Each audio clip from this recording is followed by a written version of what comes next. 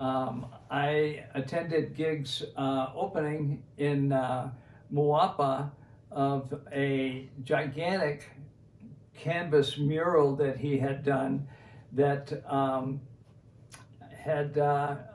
was extremely impressive. Unbelievable amount of work and talent expressed. So I decided that it would be fun to come over and chat with him and interview him and talk some more about his painting, and he was kind enough to invite me to come, so here I am. I know that he just got back from Venice where he did a show, and he did one in the Philippines and in the United Kingdom last year. So he's becoming a pretty good international artist, and so I thought it would be fun to just come over and chat with him for a while, especially after seeing his painting in Moapa. Okay. Yeah. Gig, I know that you grew up in a household with your dad as an accomplished artist. Obviously, that influenced you to explore your skills and talents as an artist, and now you're becoming successful in your own right. How do you think that growing up in that kind of household influenced you? Well, I don't know. It depends what you mean by success. I mean, when I was with my dad, there was a lot of pressure. He was famous in the Philippines, and he was a master of figure and portraiture. And I, of course, like every other kid, you doubt that you're ever going to surpass this, and it was always a problem in my psyche. And my older brother was way ahead of any of us, and so. But and again, I'm a junior, and that there's more pressure on my part to be just like your dad. So I should be interviewing your older brother, huh? Maybe you should. But yeah, no. So but so I kind of push it away for a little bit. But of course, there was a part of that where I was required to be along with my two other brothers, we were required to help him out in the studio. So so it's not like we had a choice. It's like we were his assistants no matter what. What I'm talking about is the interest, because it became a chore. But somehow that chore for more than 10 years, that kind of stuff never leaves you. Yeah, I can understand. Yeah. So growing up, I went to business school in college, and I was thinking like, oh, I was set doing something else, but that kind of stuff always comes back. It finds a way to come back and haunt you, and for some reason, I gravitate towards like having to produce something, to express something. It's weird, but but it's true. That's the bottom line of it. It's hard to resist. My dad was a crane operator. I'm glad I didn't follow in his footsteps. That's interesting. Maybe not a bad thing, but yeah.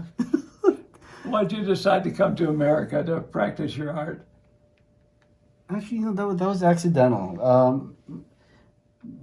My wife and I lived in Manila early on, but her kids were growing up, and they wanted to go to school here. And so, I had to decide, like, should we go? And I figured, what, maybe it's time to experiment, to maybe find a new thing, new perspective. I mean, why not, right? Yeah. And of course, like, you know what, secretly though, between us, everybody's got an American dream, right? I mean, I know. It's. I mean, whatever. I'm just being candid here. Yeah, I understand. Okay, I got to get to the big question. The big question is, you've chosen to do your paintings is in gigantic canvases. What motivated you to switch to these large canvases? You want the real deal, or because I wanted to make a giant statement. No. Well, I started off. Imagine this piece I'm making now is 10 by 20 feet in 5 panels, and I used to paint something that's this big. So it's 6 by 9 inches or 8 by 10 inches. So it's like this big, and I tried to fit just as much of this in there, and it actually took me forever to finish. I can understand that. Yeah, I thought I was gonna save time and money, but God, it took me forever. Yeah. 3 months to finish a little thing like this, and maybe as opposed to like 6 months to finish something like this, or more like 8 months. But still, I mean, there is an effect. Like I think it's very important for people to understand that the painting itself isn't just about presenting the figures in there. The painting itself being that size and people having to look up and sideways and up and down, I think it's I think there's something else going on there where people have to move, like they're forced to move and come closer and go further away to figure out, because it's an illusion to reality, the real world. Like you can't grasp that. Moving on to the next question that I had for you, your work seems to be linked to the social and political world that we all live in. How do you decide what characters to use and how you want to portray them to make the statement that you want to make? Well, okay, interesting question. Because you know what, I get branded a lot. Like, oh yeah, you're a socialist. Big deal. I know, So but am I. I'm saying like that always comes up. Like, oh, social realism. Like this guy's a socialist. He's painting about political stuff. Well, you're a political artist, but I mean maybe there's some truth to that. But I think like we artists are just like very keen observers of the world, and somehow I think painting is also about like painting that reality through our lens as artists, and we, again, these are illusions, right? So we're all constantly, whether it's abstract art or figurative art, we're constantly putting stuff in there, so when I pick these characters in here, for some reason, these are Roman soldiers, they're gladiators, and they're alluding to characters in contemporary society. I gotta throw you off a little bit as a viewer, because, you being in your own time, you kind of take things for granted, and so I gotta throw you off a little, take you out of your own context, being a part of, a character also in your own world, and see it differently, and this is how I'm doing it. Okay, because I've seen you use a lot of interesting characters, from Kennedy to Roy Rogers to Right. just anybody that you name or can name, and so I'm just wondering if it always requires an explanation on your part to be able to tell people what it was you were thinking when you put that particular character in that particular painting. Right. Honestly, like, really, like that. I mean, sometimes you really have to explain it, and paintings are not always self-explanatory. Everybody has their own take, but sometimes so there's a balance of all of that, because the worst thing you can do as a painter or as a creator or a museum is to explain stuff literally, and I think that's the problem with contemporary art, or with commercial art. They kind of want to rationalize things, and that's very dangerous, because you're actually rationalizing, that person explaining is rationalizing their own ideology, and people tend to follow things, and they're not reading it through their own lens.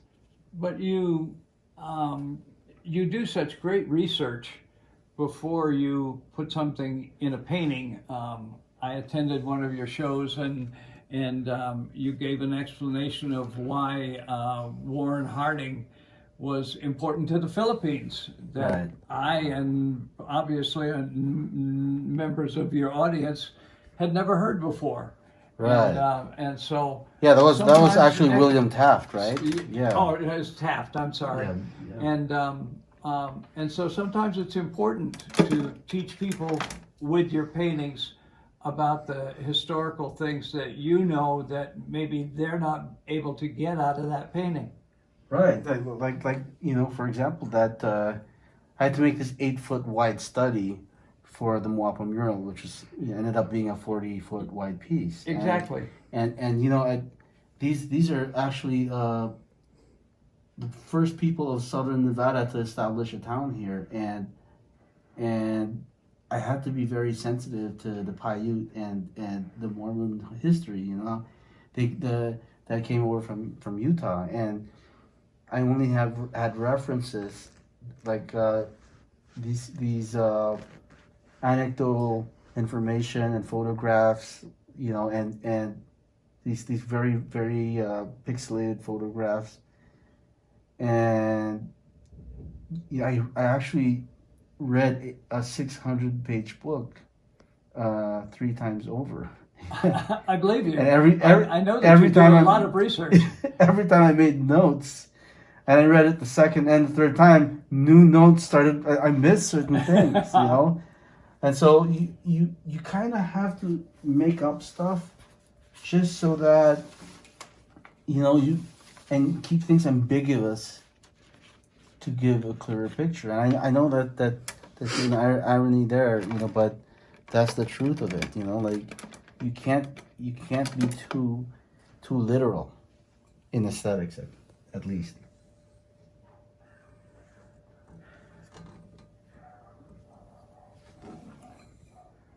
Let me switch subjects. When you're in Venice, I know that you experienced some urban art. And I also know that as part of Clark County project, that you painted some flash boxes that... Yeah, the Zat boxes. You're right. Zat boxes, I'm Yeah, sorry. yeah. And so you were out in the public doing your painting, and various people could stop and talk to you and stuff. So tell me what that was like, instead of being in your own studio like this, being out in the public to be doing your art. Yeah, I actually did that twice, you know, and you know, I was very nervous in the beginning because I like to keep to myself. Like we artists are like loners in the studio, you know. Of course. And every time somebody like comes up to chat, like I'm just like, oh, please don't watch. What a unique experience, though. Please don't. So here's the thing. Like this was downtown, in front of Midtown, in front of UNLV, the university here, in Maryland Parkway, and there are a lot of homeless people walking around and pedestrians asking to take selfies. And interesting story here. A female homeless person actually bought me lunch, thinking, you know, I haven't eaten like all day, and she bought me lunch, thinking I was a homeless guy. Typical artist doesn't eat all day. Yeah, right? yeah, and then I was some sort of hero, and so I got to thinking, you know what? This job of doing urban art takes a special kind of sensitivity. You know, like if you're not sensitive enough, you risk. I think you risk creating disconnected art, and that's very dangerous. You know, it's like, you know, people don't connect with it, and therefore, you know, like there's a reason why people haven't put any graffiti on my stuff over there, because they connect to it, they connect with it, and they feel like, you know, it's theirs, you know. So there's a mutual respect there. My stuff hasn't gotten tagged. Very, very odd. You know, usually they'll just tag over it. That's like we were just talking about, though, that you do so much research that sometimes your paintings need explanation, but when somebody's standing right there over your shoulder, right, and you can chat with them, talk with them, explain something if they have a question, that sounds like a very unique experience. that Right. maybe a lot more artists should do. Yeah, so in the same way, right? Like, you know, when I was at the Giudecca Art District at the festival, at the opening of the festival, the 58th Venice Biennale, Uh-huh.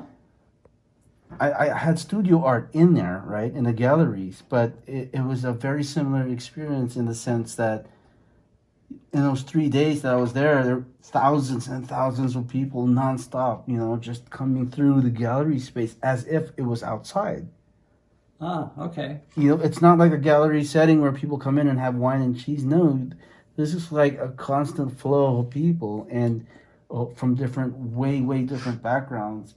In the same way that they come across it as they're walking through, like people driving by or walking by and seeing the Zap boxes. Uh-huh. So it was a very similar experience. And it's studio art in there and large scale pieces, but it definitely felt like urban art.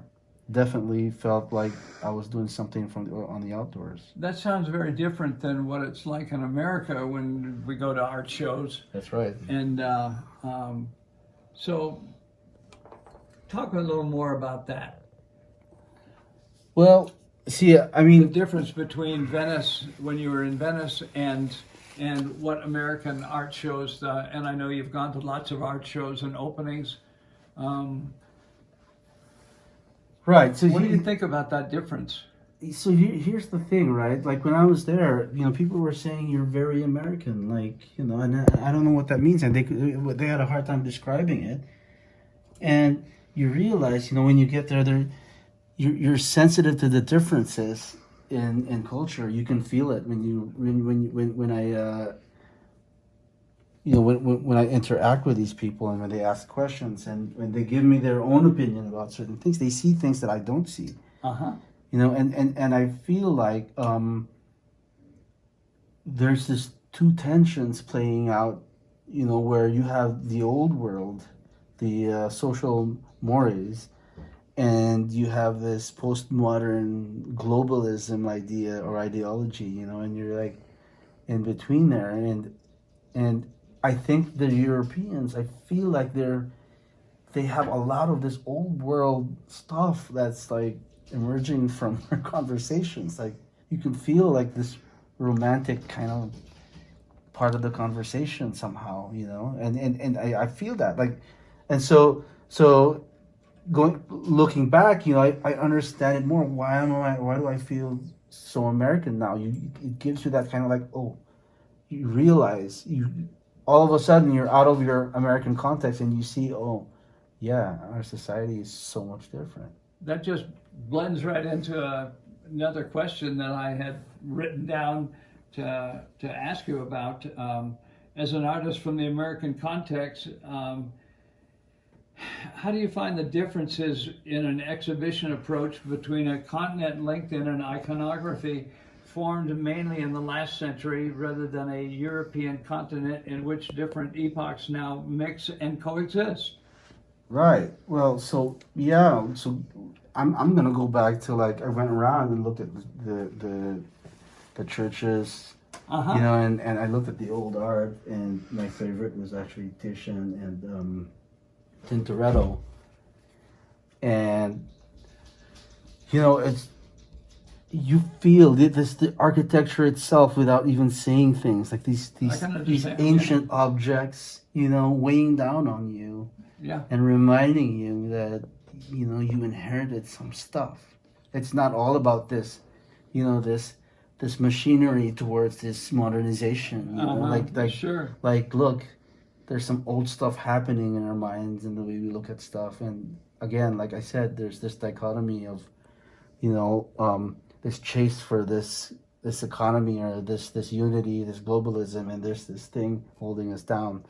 And so the architecture itself kind of reminds you that this stuff exists, like America exists, as a part of this history, except it's more obvious. The architecture and the culture of the people really weighs it down, like it really shows you, and you realize that you're also part of that certain thing, that you identify with that. Yeah, you're looking at the contrast between the older generation who appreciates the history Right. and of all the buildings and everything else around them, the statues and paintings and all of that stuff, and the new modern people that are much younger and looking for more instant satisfaction and small doses. Right. Well, and that's the thing, right? Like, you realize that you can't take that for granted. That I think thinking that everything is about being new creates, I feel like it creates the kind of situation that we're at, you know, where we have polarizing kind of attitudes in society. And it always comes up when this globalism and economy thing starts failing, and we go back to, you know, to the social mores and find out that this is also failing, and we end up in the middle where, you know, we have this split ideologies, which I feel like, borrowing from Bruno Latour's philosophy, creates a window of opportunity to split identity politics. That's Okay, yeah. So that's how I'm seeing stuff, and I think that's how it's playing out in my art. You know, in that same way, and even my experience of Venice and the United Kingdom. You know, like in England, it's basically the same thing. When I was in the Philippines and I did an exhibition with the National Commission for Culture and Arts. That's the office of the president that invited me to do a solo show, and I suddenly I haven't been to the Philippines in like 6 years or 7 years, and you realize, like, wow, you know, like, I'm seeing the Philippines in a different light. It's very odd. It's an odd experience. Yeah.